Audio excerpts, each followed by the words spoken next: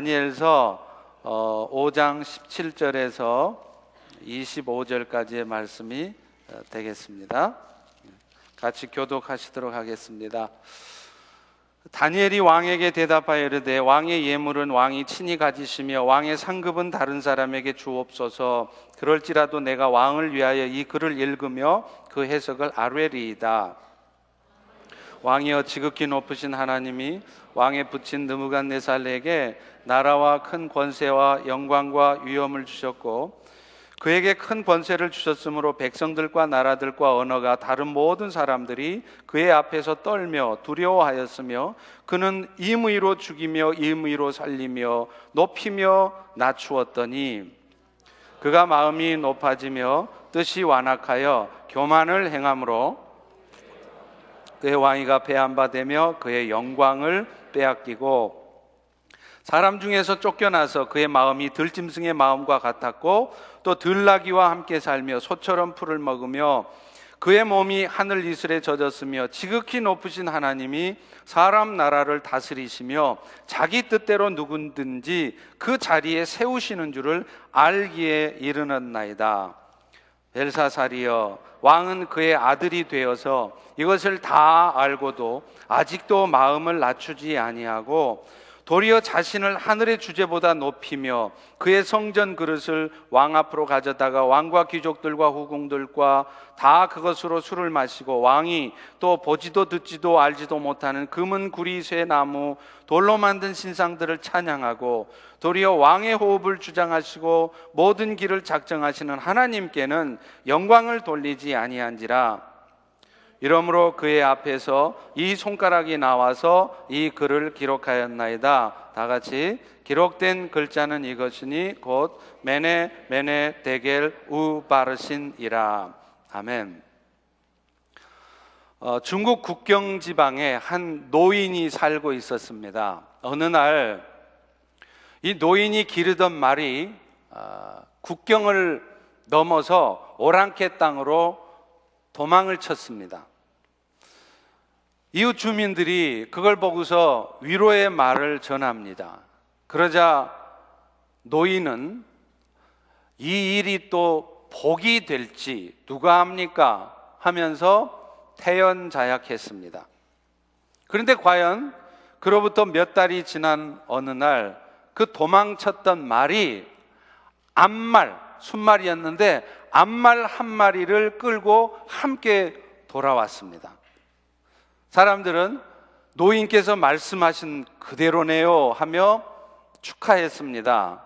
그러자 노인은 또 이게 화가 될지 누가 합니까? 하면서 기쁜 내색을 하지 않았답니다. 과연 며칠 후에 그 노인의 아들이 말을 타다가 떨어져서 다리가 부러지고 말았습니다.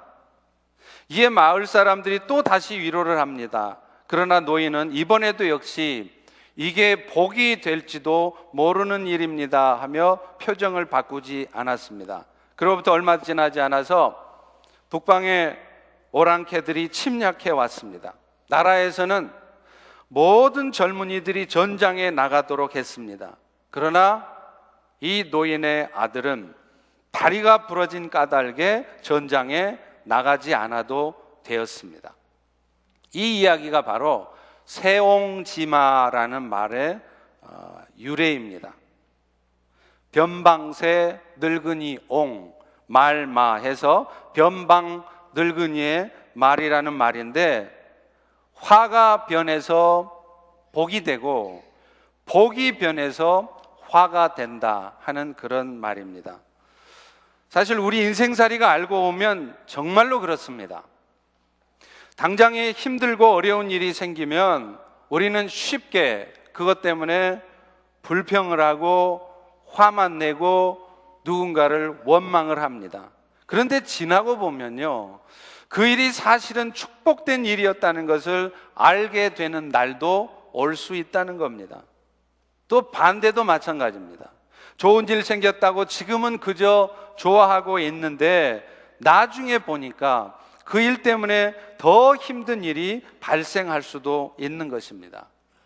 그런데 사실은 우리 그리스도인들에게 있어서도 세옹지마처럼 인생살이가 변화무쌍하지만 적어도 우리에게서는 결론이 다릅니다. 변화무쌍하게 세옹지마의 인생이지만 결국에는 화가 복으로 결론지게 되어 있다는 것이죠.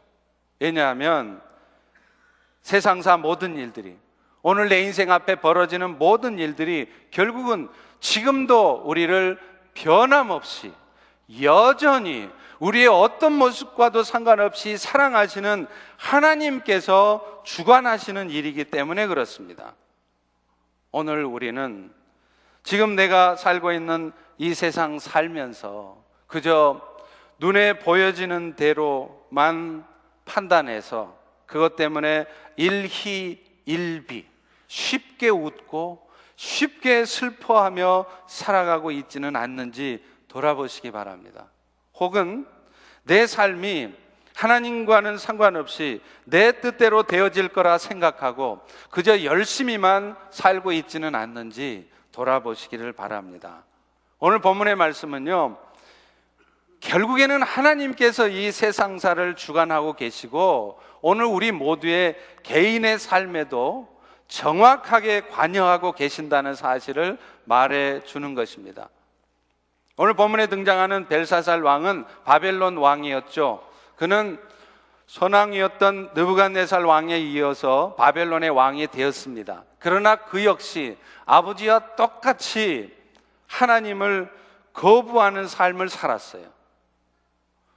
오늘 본문의 이야기는 그 아버지의 불운한 역사, 하나님을 인정하지도 않고 하나님의 뜻대로 살기보다는 자기 고집대로 살다가 어떤 불운한 역사를 맛보았는지를 분명히 보았으면서도 자기도 여전히 하나님을 거부하고 살았던 벨사살 왕에게 하나님은 뭘 말씀하시고 또 어떻게 하셨는지를 보여주고 있습니다.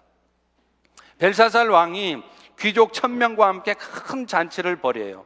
한참 흥이 돋을 무렵이었습니다. 부친이었던 느부갓네살 왕이 예루살렘 성전에서 빼앗아왔던 그 성전의 그릇들을 다 가지고 나오라고 명령을 해요. 그리고서 벨사살 왕은 감히 그 성전의 그릇들을 가지고 술을 마시면서 자신들이 만든 신들을 찬양하고 있었습니다. 그런데 바로 그때 하늘에서 갑자기 사람의 손가락이 나타난 거예요. 그런데 사람은 안 보이고 글자를 쓰는 손가락만 보이는 것입니다. 이 광경 앞에 벨사살 왕은 그야말로 아연실색하는 거죠. 갑자기 얼굴빛이 변하고 넓적다리 마디가 녹는 듯해서 무릎이 부딪혔다, 이렇게 말하고 있어요. 이런 얘기를 들으면 여러분은 아마 실제로 무슨 그런 일이 있을까, 그런 생각이 드실지 모르겠습니다. 저도 그런 마음이 들 때가 있어요. 그런 불신앙을 보시고 하나님께서 저에게 듣게 한 이야기가 있습니다. 제가 중국의 어느 한인교회에 집회를 갔는데 그 집회가 끝나고 어떤 성도님이 이 말씀을 들으시더니 자기가 정말 진짜로 비슷한 경험을 했다는 거예요. 그 여집사님이 남편이 담배를 얼마나 피워대든지 그 담배 피우는 것 때문에 너무 살기가 힘들어서 하나님 제발 저 우리 남편 담배 좀 끊게 해달라고 금식까지 하면서 작정 기도를 했답니다. 그랬더니 남편은 네가 뭐 기도한다고 그래서 뭐 달라지는 거 있겠냐 하면서 오히려 빈정대면서 더 담배를 피워대더래요. 그런데 작정 기도가 다 끝나는 날 남편이 어느 때와 같이 담배를 한 캡피 딱 꺼내서 불을 붙이는데 갑자기 하늘에서 손이 내려오더랍니다. 그러고서는 그 손이 그 남편의 목을 조르는데 그제서야 그 남편이 생각하기를 우리 아내가 기도하더니 진짜 아내가 믿는 하나님이 계시기는 계신가 보네. 그러면서 아이고 하나님 다시는 담배 안 피우겠습니다, 그렇게 했답니다. 이 일로 인해서 그 남편이 담배를 완전히 끊은 것은 물론이고요, 하나님이 진짜 살아계시다는 것을 경험을 하고 나니까 이제는 교회도 나오고 신앙생활도 열심히 하게 되었다는 거예요. 여러분, 어찌되었든 이런 말도 안 되는 것 같은, 전혀 그런 일이 없을 것 같은 그 일 앞에 벨사살 왕도 너무나 황급해서 시종들을 시켜서 저 벽에 써진 글자가 무슨 뜻인지 해석을 하도록 합니다. 그러나 바벨론의 어떤 술사도 그게 무슨 뜻인지를 알아맞추지를 못해요. 그때 선왕 때부터, 느부갓네살 왕 때부터 아주 신령하다고 소문이 난 다니엘 선지자가 그 글자를 해석을 하게 됩니다.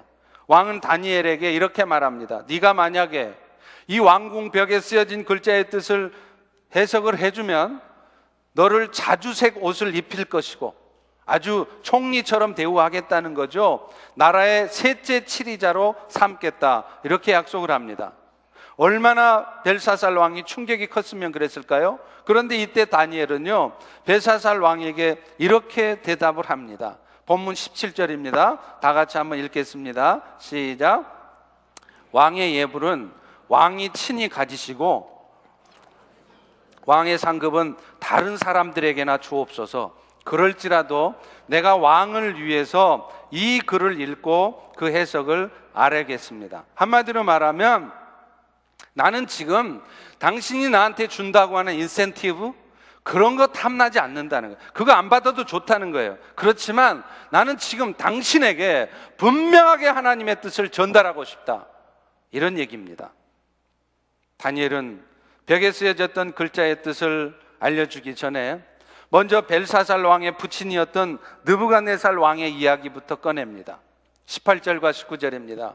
왕이시여, 지극히 높으신 하나님이 왕의 부친 느부갓네살에게 나라와 권세와 영광과 위엄을 주셨고 그에게 큰 권세를 주셔서 백성들, 나라들, 언어가 다른 모든 사람들이 그 느부갓네살 왕 앞에서 벌벌벌 떨며 두려워했고 그 왕은 임의로 사람들을 죽이고 높이고 세우고 낮추었습니다. 이런 얘기를 해요. 벨사살 왕의 부친인 느부갓네살 왕은 큰 권세와 영광을 누렸던 사람입니다. 실제로 세계 역사에도 보면 분명히 기록이 되어 있습니다. 그는 주전 BC 586년에는요 남유다를 멸망시켰고 뿐만 아니라 그 당시에서는 가장 강성했던 나라 이집트, 애굽을 무찔렀습니다. 그래서 중근동을 아우르는 대제국을 건설했던 사람이에요. 그리고 느부갓네살 왕은 그로부터 35년 동안 철권 통치를 하면서 정치적으로나 문화적으로 바벨론 제국에 있어서 최대 전성기를 누렸던 왕입니다. 오죽했으면 오늘 본문 말씀처럼 그 앞에서는 여러 나라 백성 사람들이 다 두려워 벌벌벌 떨었다라고 그렇게 말하지 않습니까? 그런데 오늘 본문의 말씀은 느부갓네살 왕이 이렇게 큰 권세와 영광을 누렸던 것이 사실은 자기 자신의 실력이나 노력이 아니라 하나님이 그렇게 해주신 것이다, 이렇게 쓰고 있습니다. 그런데 느부갓네살 왕은 이 모든 권세와 능력이 마치 자기가 잘난 것으로 이해를 하는 거예요. 내가 그래도 이만큼 노력하고 열심히 했으니까 이런 결과가 있었지라고 그렇게 생각을 했다는 것이에요. 그래서 오늘 본문 20절에도 그런 교만한 벨사살 왕의 모습을 쓰고 있습니다. 그가 마음이 높아지며 뜻이 완악해져서 교만을 행함으로 결국 어떻게 됩니까? 지난주에 살펴봤던 것처럼 하나님께서는 그 느부갓네살 왕의 왕위를 빼앗으세요. 20절 후반부와 21절입니다. 그의 왕위가 패한 바 되며 그의 영광을 빼앗기고 사람 중에서 쫓겨나서 뿐만 아니라 그의 마음이 들짐승과 같이 되어 들나귀와 함께 소처럼 풀을 뜯으며 살게 되었다는 겁니다. 실제로 세계 역사의 기록을 보면 남유다를 멸망시키고 애굽까지 쳐서 대제국을 건설했던 이 느부갓네살 왕은요 어느 날 갑자기 정신병을 얻습니다. 누구도 예상 못했던 일이에요. 35년 동안 흔들림 없이 온 세상 나라를 호령하며 다스렸던 그 왕이 어느 날 갑자기 정신병을 얻어서 무려 7년 동안이나 들짐승처럼 산 겁니다. 정신병 중에는 광란증이라는 게 있습니다. 자신이 닭이나 고양이 같은 짐승인 것으로 착각하고 그 흉내를 내면서 사는 거예요. 실제로 정신병원에 가면 그런 사람들이 있대요. 자기가 닭인 줄 알아요. 그래서 아침만 되면 엉덩이를 타자작 치면서 꼬꾸댁꼬꾸댁 하고 그렇게 돌아다니는 사람이 있대요. 그런데 지금 느부갓네살 왕은 자기가 소인 것으로 착각을 해요. 그래서 신하들이 아무리 말려도 소용없습니다. 왕궁에 있지를 않아요. 밖으로 나가요. 그래서 소처럼 지가 소도 아닌 것이 풀을 뜯으면서 그렇게 사는 거예요. 날아가는 새도 떨어뜨릴 권세를 가졌던 그가 어떻게 하루아침에 그런 비참한 모습이 될 줄 누가 알았겠습니까? 그런데 여러분, 이것이 바로 하나님이 하신 일이라는 것입니다. 그 이유를 본문 20절은 그렇게 쓰고 있습니다. 그가 마음이 높아져서 뜻이 완악해지고 그래서 교만을 행하기 때문에 그의 왕위를 하나님이 패하셨고 영광을 빼앗으셨다는 것입니다. 사랑하는 성도 여러분, 고린도전서 15장 10절에 보면 사도 바울이 이렇게 고백을 해요. 나의 나된 것은 하나님의 은혜로 된 것이니 내가 모든 사도보다 더 많이 수고하였지만 내가 아니요 오직 나와 함께 하신 하나님의 은혜다, 이렇게 고백을 해요. 여러분, 사도 바울이 그렇게 훌륭한 사도가 된 것이 오직 하나님의 은혜라고 그렇게 말을 해요. 자기가 잘나서 자기가 열심히 노력했기 때문이 아니라는 것입니다. 사실은 즉슨 사도 바울이 얼마나 노력을 많이 했습니까? 하늘도 스스로 돕는 자를 돕는 법인데 내가 노력하지 않고 되는 일이 뭐가 있겠어요? 사도 바울도 엄청나게 노력한 사람입니다. 여러분 아시잖아요. 수만 킬로미터를 눈도 좋지 않은 양반이 4차, 5차에 걸쳐서 전도 여행을 다니지 않습니까? 그 여행을 다니면서 사도 바울이 인정이나 뭐 받았습니까? 가는 곳마다 좋은 호텔에 모시면서 좋은 음식 대접해 주면서 그렇게 대접했습니까? 물론 그럴 때도 있었겠지만 바울은 오히려 자신이 전한 복음을 오해한 사람들로부터 매를 맞기도 했고요, 심지어는 생명의 위협을 당하기도 했습니다. 그런데 사도 바울은 그가 이루어낸 이 엄청난 일 모두가 다 처음부터 끝까지 하나님의 은혜라고 고백을 하고 있다는 것입니다. 자신이 노력해서 얻어진 것이 절대로 아니라는 거예요. 사실이 그렇습니다. 여러분, 우리가 이 볼펜을 가지고 글씨를 쓰면 이 글씨를 쓰는 사람이 누굽니까? 볼펜입니까? 아니면 볼펜을 잡고 있는 사람입니까? 말할 것도 없이 볼펜이 아니라 볼펜을 잡고 있는 사람이잖아요. 마찬가지입니다. 우리의 삶의 모든 일들이 우리의 노력으로 되는 것 같지만 그렇지 않습니다, 여러분. 내가 아무리 죽어라고 노력을 해도요, 이 세상의 주인 대신 하나님께서 역사해 주시지 않으면 되는 일이 없어요.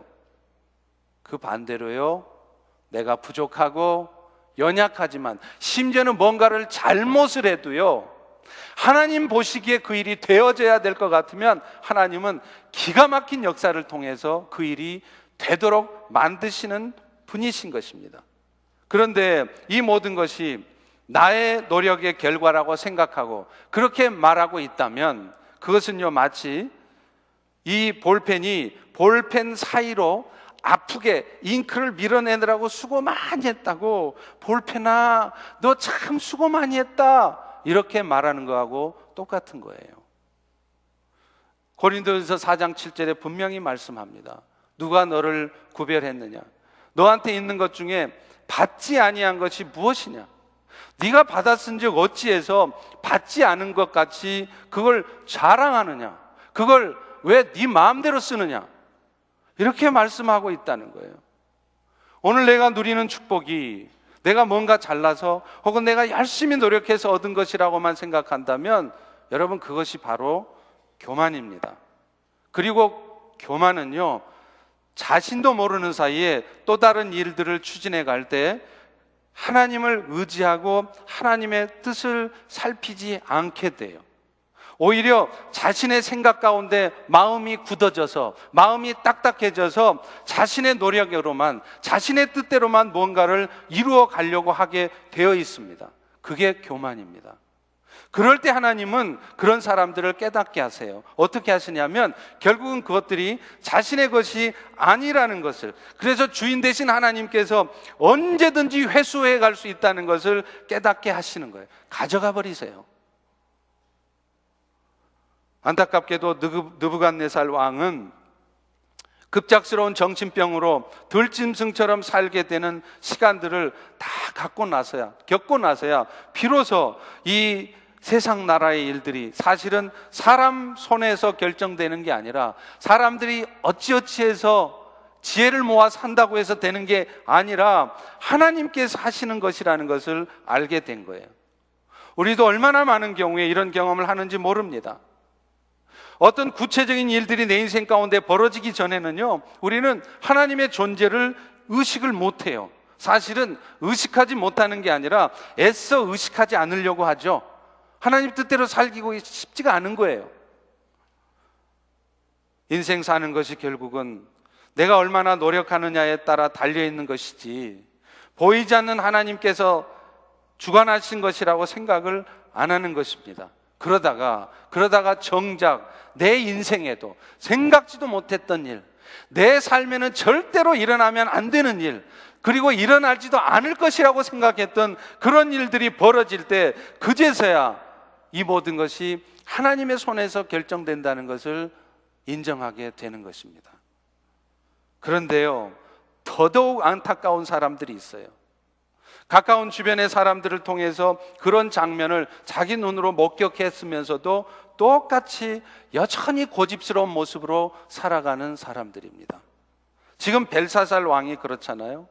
그는 아버지 느부갓네살 왕이 하나님 앞에 교만한 모습으로 살아갈 때 어떤 결과를 얻게 됐는가를 자기 두 눈으로 똑똑히 봤어요. 그럼에도 그는 마음을 낮추지 않습니다. 22절을 보십시오. 벨사살 왕이여, 왕은 그의 아들이 되어서 이것을 다 알고도 아직도 마음을 낮추지 아니하고 도리어 자신을 하늘의 주제보다 높이며 그렇게 성전 그릇을 왕 앞에 가져다가 술을 마십니까? 하나님께서는 이런 벨사살에게 경고하시려고 술판이 벌어진 상황에서 왕궁벽에 글씨를 쓴 겁니다. 쓰여진 글은 이런 말이었습니다. 25절에 나오죠. 메네 메네 데겔 우 바르신. 이 말의 뜻은 한마디로 말하면 이겁니다. 왕을 하나님께서 저울에 달아보니 부족함이 보여서 이제 하나님께서는 왕의 시대를 끝내고 왕의 나라가 메데 바사 나라에 넘겨지게 할 것이다, 이 말입니다. 결국 하나님의 말씀을 듣고서도 선친인 느부갓네살 왕의 모습을 보았으면서도 여전히 고집스럽게 자기 생각과 또 자기 그 틀에 갇혀서 살아가던 벨사살 왕도 벽에 쓰여진 말씀 그대로 그날 저녁에 죽임을 당하고 그의 나라는 생각지도 못한 일처럼 메대 사람 다리오에게 넘겨졌습니다.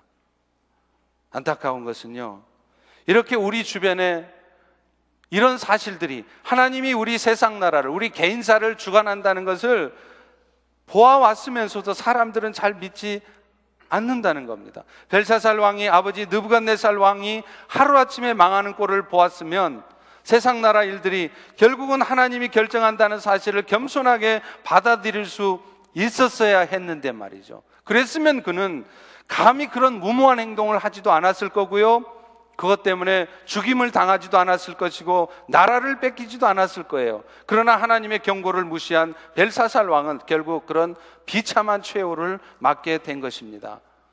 사랑하는 성도 여러분, 우리가 사는 세상의 일들이 사람들에 의해서 움직여지는 것 같지만 결국은 하나님에 의해서 움직여지는 것입니다. 그런데도 그런 하나님의 손길을 느끼지 못하고 여전히 내 마음대로만, 내 노력대로만, 내 생각대로만 하려고 하면 여러분들에게 돌아온 것은 어쩌면 고통뿐일 것입니다. 여러분만 손해예요. 모든 것이 결국은 하나님의 손에 의해서 결정되는 것임을 보고 알면서도 내 고집대로만 이끌어 가려고 하면 결국은 자신의 뜻대로 되지 않은 결론을 맞게 될 뿐인 것입니다. 또한 그 반대로요, 오늘 지금 이 순간 여러분의 뜻대로 뭔가 인생이 진행되지 않는다 할지라도 그것이 결론이 아니라는 것입니다. 왜냐하면 그것을 통해서 결국 하나님은 또 다른 역사를 이루시기 때문이죠. 사무엘상 16장에 보면 하나님께서 소년 다윗에게 기름을 부으세요. 네가 사울 왕의 뒤를 이어서 이스라엘의 왕 될 거라는 거죠. 그런데 하나님은요, 다윗에게 그 이스라엘 왕으로 기름을 부어준 후에 곧바로 한 달 있다가 두 달 있다가 그 다윗을 이스라엘의 왕으로 세우지를 않습니다. 나중에 사무엘하 5장에 가서야 왕으로 세워줘요. 무려 13년 동안이나 다윗은 뺑뺑이를 도는 겁니다. 그 뺑뺑이 도는 시간 동안 사울왕의 시기를 받아서 맨날 쫓겨다니는 신세가 됐잖아요. 그 기간 동안 다윗이 얼마나 고통스러웠으면 시편 22편에 보면 이렇게 고백해요. 내 하나님이여, 내 하나님이여, 어찌 나를 버리셨나이까?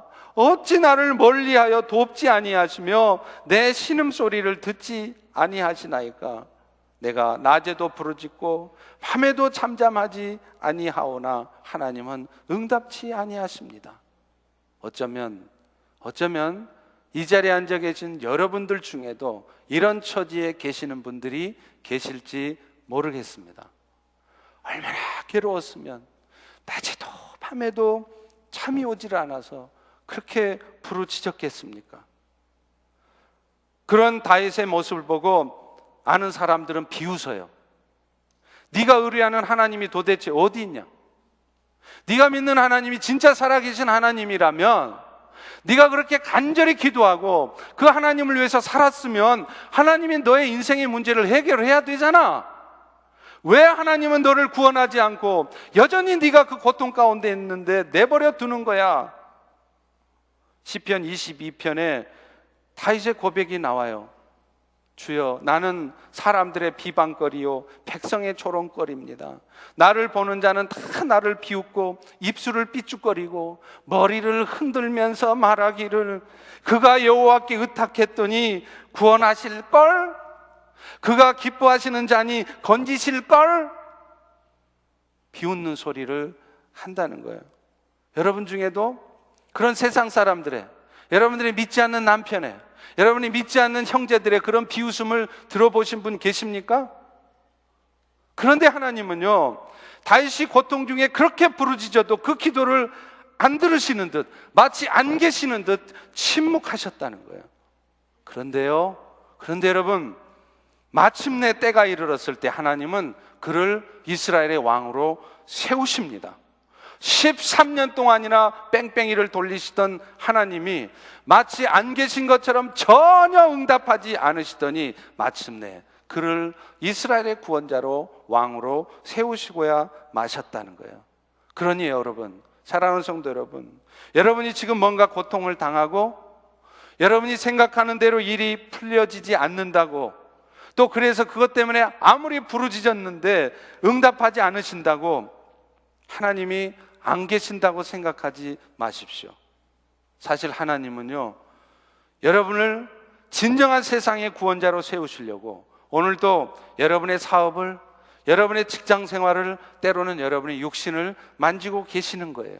그래서 여러분의 관심이 어찌하든지 어떤 상황 속에서도 결국에는 영원한 생명을 주신 그 주님을 위하여, 그 영원한 생명의 나라를 위해서 고민하게 하시며 마침내 구원의 은혜를 받은 자로 합당하게 하시려고 하는 것입니다. 고린도후서 5장 15절에도 말합니다.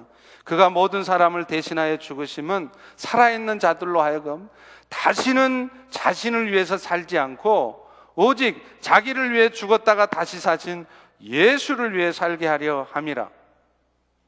예수님께서 우리를 위해 죽어주신 이유가 결국은 뭐냐면, 그 은혜를 입은 우리가 이제는 더 이상 나를 위해서만 사는 게 아니라 나를 위해 몸을 버리신 주님을 위해서 살고, 또 주님을 위하는 마음으로 남을 위해서 살도록 하기 위해서라는 거예요. 오늘도 여러분의 삶에 우리를 사랑하신 하나님께서 여러분의 삶을 만지시고 어떤 고통 가운데 있게 하신 이유도 결국은 우리의 삶의 초점이 우리 자신들에게만 맞춰지지 않게 하시려는 거예요. 우리를 위해서 생명 주신 은혜에 진실로 감사하기 때문에 그 감사하는 마음으로 어찌하든지 어떤 형편이든지 세상을 섬기고자 하는 자로 세우려고 하시는 일들입니다. 그런데 우리는 안타깝게도 여전히 나를 위해서 살고 싶고 주님을 위해 살고 싶은 마음은 그렇게 많지 않다는 것입니다. 중요한 결정의 순간에도 결국에는 그것이 나에게 얼마나 유익할 것인가를 먼저 고민하지, 그것 때문에 내가 힘들지라도, 그것 때문에 내가 손해볼지라도 주님이 이를 기뻐하실까를 깊이 고민하지 못하는 것이죠. 그 문제의 원인은 분명합니다. 내가 받은 사랑에 대해서 내가 그렇게 감격하고 감사하고 있지 않다는 거예요.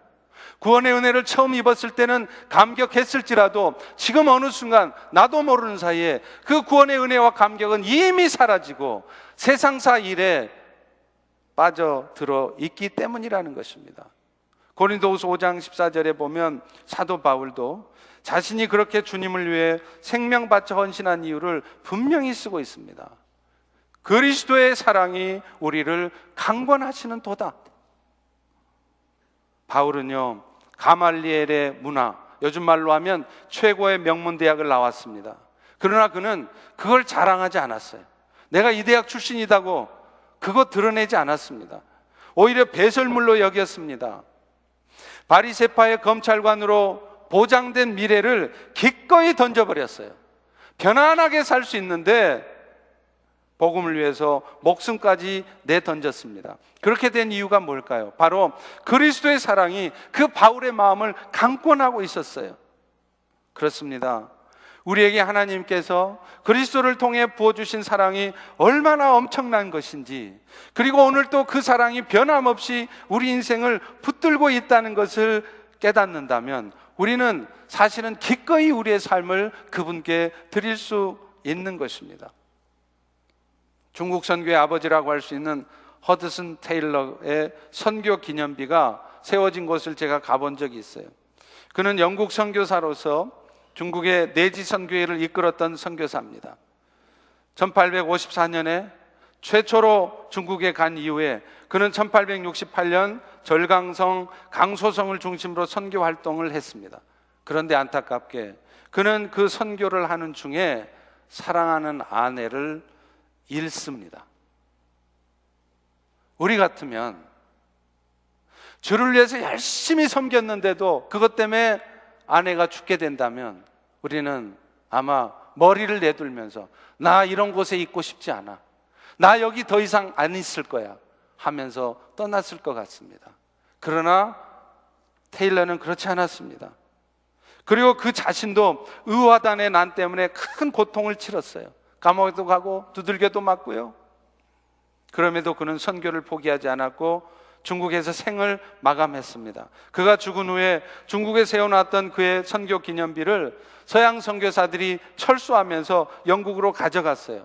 근데 중국이 다시 주계장막이 거치고 등소평이 개혁 개방 정책을 펼 때 1980년대 그때 다시 열렸을 때 중국의 기독교의 지도자들이 영국 정부에 부탁을 합니다. 그 선교 기념비를 다시 돌려달라는 거예요. 중국으로서는 기독교의 아버지와 같은 그 허드슨 테일러의 기념비를 다시 중국에 세울 수 있게 해달라고 부탁을 합니다.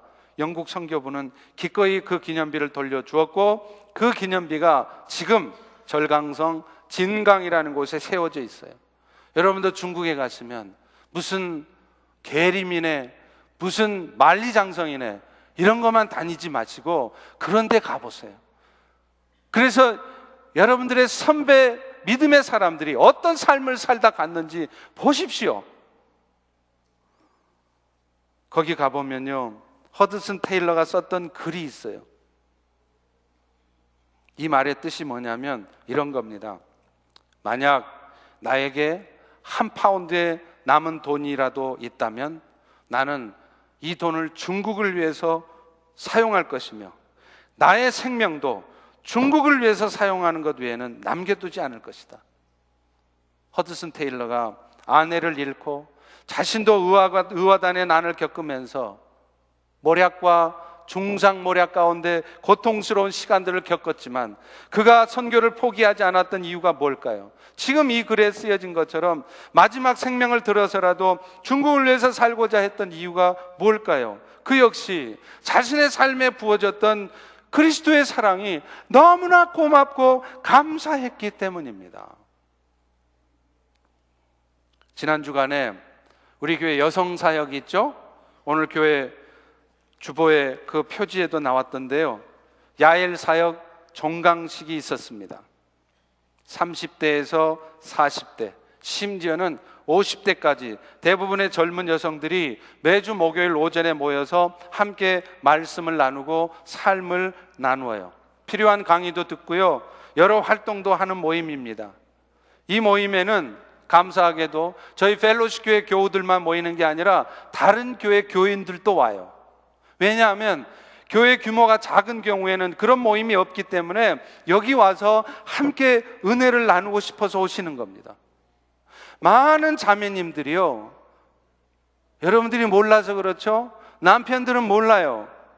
아이들 뒤치다꺼리하고 때로는 남편과 싸우기도 하고 시부모님이나 형제들과 보이지 않게 갈등을 하면서 참 인생살이가 힘들다고 그렇게 생각하며 살아갑니다. 그런데 이 모임에 왔을 때 서로 말씀을 나누고 삶을 나누면서 나만 이렇게 힘든 게 아니구나, 다른 지체들도 다 이런 아픔이 있구나, 서로 위로받고 또 말씀을 통해서 치유받고 회복되어진다는 거예요.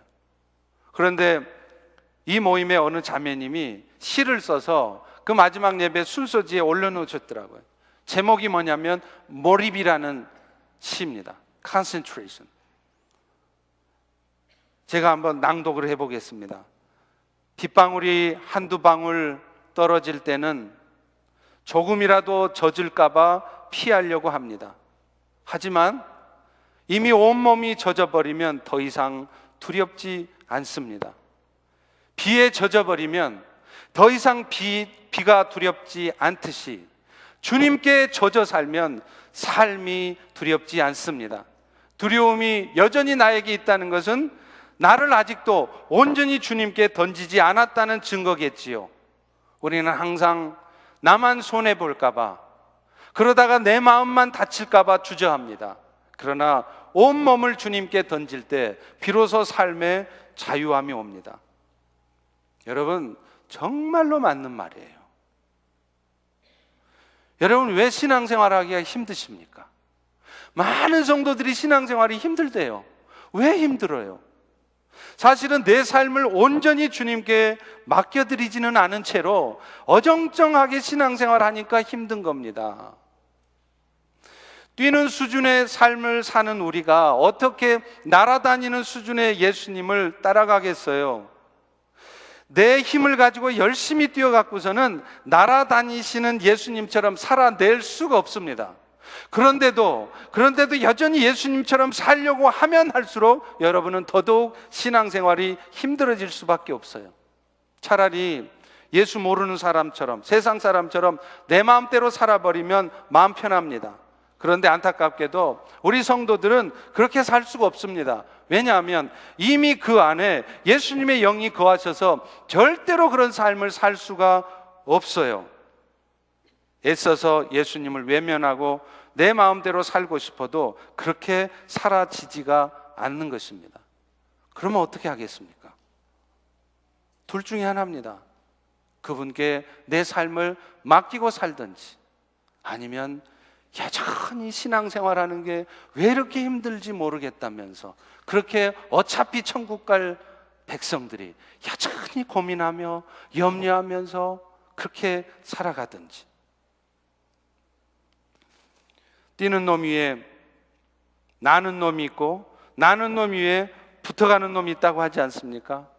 날아다니는 수준의 예수님처럼 살아내려면 주님 위에 붙어가는 수밖에 없어요. 주님께 붙어간다는 건 뭐냐? 주님께 내 삶을 맡기고 사는 겁니다. 오늘도 내가 원하는 대로 내 인생의 목표를 정해놓고 그것을 이루어내기 위해서 죽어라고 사는 것이 아닙니다. 주님이 원하시는 인생을 살겠다고 다짐하고 그랬기 때문에 주님께서 내 인생을 이끄시는 대로 내 생각과 다를지라도 내 마음에 들지 않을지라도 주님이 원하시는 인생을 살겠다고 다짐하면서 순종하며 사는 거예요. 이것이 주님과 붙어 사는 것이고 이것이 믿음으로 사는 것이고 이것이 내 삶을 맡기는 삶이고 이런 삶을 살 때 비로소 우리의 삶에 자유함이 찾아오는 것입니다. 베드로전서 5장 6절과 7절에 이렇게 말씀해요. 그러므로 하나님의 능하신 손 아래에서 겸손해라. 때가 되면 너희를 높이시리라. 너희 염려를 다 주께 맡겨라. 이는 그가 너희를 돌보심이라. 여러분, 진짜 겸손이라는 것은요, 사람들 앞에서 자꾸만 저는 할 줄 아는 게 아무것도 없어요 이렇게 말하는 것이 아닙니다. 하나님의 능력의 손에 나를 맡기는 사람이 진짜 겸손한 사람이에요.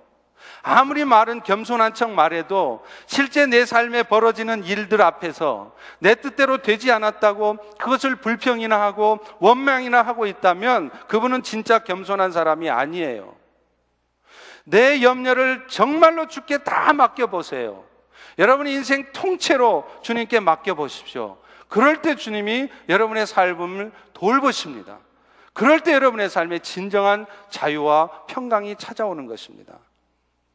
예수님께서도요, 겟세마네 동산에서 하나님께 기도할 때 처음에는 이렇게 기도하죠. 아버지여, 할 수만 있거든 이 잔을 내게서 지나가게 하옵소서. 예수님 입장에서도 십자가의 고통을 피하고 싶었던 거예요. 그러나 그분은 이렇게 기도를 바꿉니다. 아버지여, 내 뜻대로 마옵시고 아버지 뜻대로 하옵소서. 그랬더니 결국 어떻게 됐습니까? 예수님 십자가에 죽어지셨습니다. 모든 게 끝난 것 같아요. 절망이었습니다. 예수님의 제자들도 다 떠났습니다. 그러나 그것이 끝이 아니었습니다. 하나님은 그 예수가 사망에 매여 있지 않게 하셨고 부활하게 하셨습니다. 그리고 그 부활이 오늘날 여러분들로 하여금 사망에 매여 있지 않고 영원한 생명으로 다시 살게 하신 것입니다. 할렐루야. 지난 주말 워싱턴 중앙장로교회 이원상 원로 목사님의 천국 환송 예배가 있었습니다.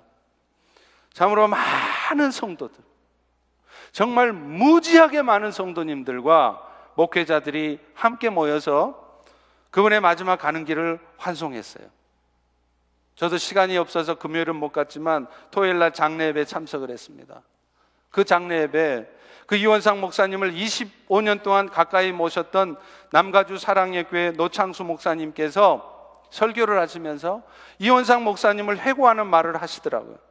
그 말씀을 들으면서 제 자신이 너무나 부끄러웠습니다. 이원상 목사님은 항상 세 가지 말씀만 하셨대요.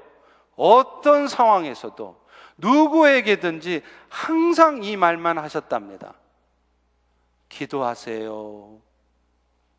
겸손하세요. 순종하세요.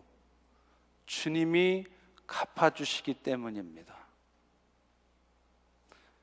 이 목사님은 사람에게 말로 하기 전에 하나님 앞에 기도하셨던 분이십니다. 창조주 하나님의 자리를 내려놓고 사람의 모습을 입기까지 낮아지신 예수님의 겸손을 무지하게 본받으려고 애쓰셨던 분이세요. 그리고 그분은 어떤 상황 속에서도 십자가의 고난을 묵상하면서 이 모든 것이 하나님이 하신 일로 알고 순종하는 삶을 사셨던 분이세요. 목사님의 유언과도 같은 이 말씀 앞에 제 자신을 비추어 보면서 한없이 초라해지는 제 자신을 발견하게 되었습니다. 만약 내가 지금 죽는다면 나는 많은 성도들에게 눈물 흘리게 하고 그들에게 영적인 도전과 은혜를 끼쳐줄 수 있을까? 아직 한참 멀은 것 같습니다. 목사님 마지막 가는 길에 수많은 눈물 짓는 성도들의 모습을 보면서 주님의 말씀이 생각났습니다. 한 알의 밀알이 땅에 떨어져 죽지 아니하면 그대로 있고 죽으면 많은 열매를 맺느니라. 예수님처럼, 이원상 목사님처럼 오늘 여러분들도 인생을 하나님께 전적으로 맡기시고, 그렇게 어떤 상황 속에서도 한 알의 썩어지는 밀알로 죽어지심으로 오히려 많은 열매를 맺는 여러분들이 되시기를 간절히 축원합니다. 우리 다 일어나셔서 같이 여기에 모인 우리 같이 찬양하고 기도하겠습니다.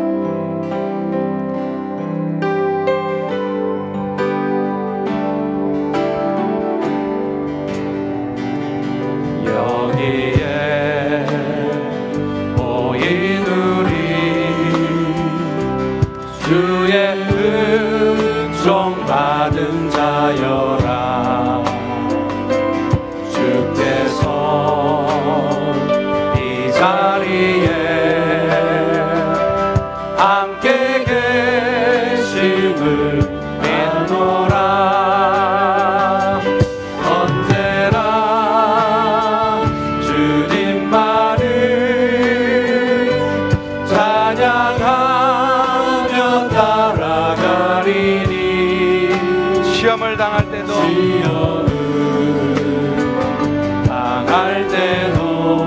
주님이 함께 계십니다. 함께 계심을 믿노라. 그러므로 이 믿음을 가지고 사십시오.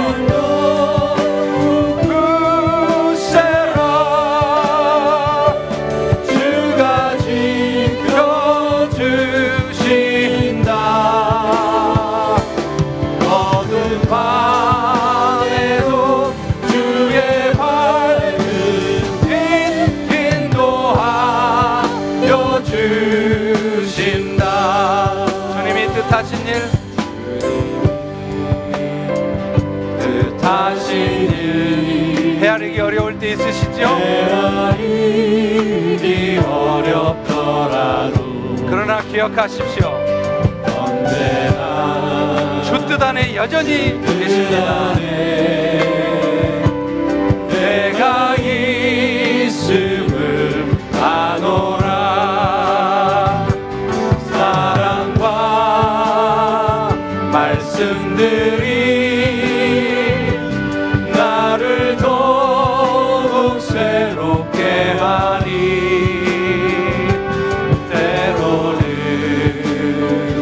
넘어져도 최후 승리를 얻게 하실 것입니다. 승리를 믿노라. 그러니 다시 한번 믿음으로 일어서세요. 믿음 더욱 굳세라 주가 지켜주신다. 어두운 밤에도 주의 밝은 빛 인도하여 주신다. 여기에 모인 우리 사랑받는 주의 자녀입니다. 모인 우리 사랑받는 주의 자녀라. 주께서 오늘 또 여러분을 통해 뜻을 이루어 가십니다. 뜻하신 바 우리 통해 펼치신다. 그러나 고통과 슬픔이 있을지라도 더욱 주님을 의지하십시오. 슬픔 중에 더욱 주님 의지하오니. 그럴 때 어려움 이겨내시고 주님을 찬양할 것입니다. 이겨내고 주님 더욱 찬양하라. 우리 두 손 들고 찬양합니다. 믿음 더욱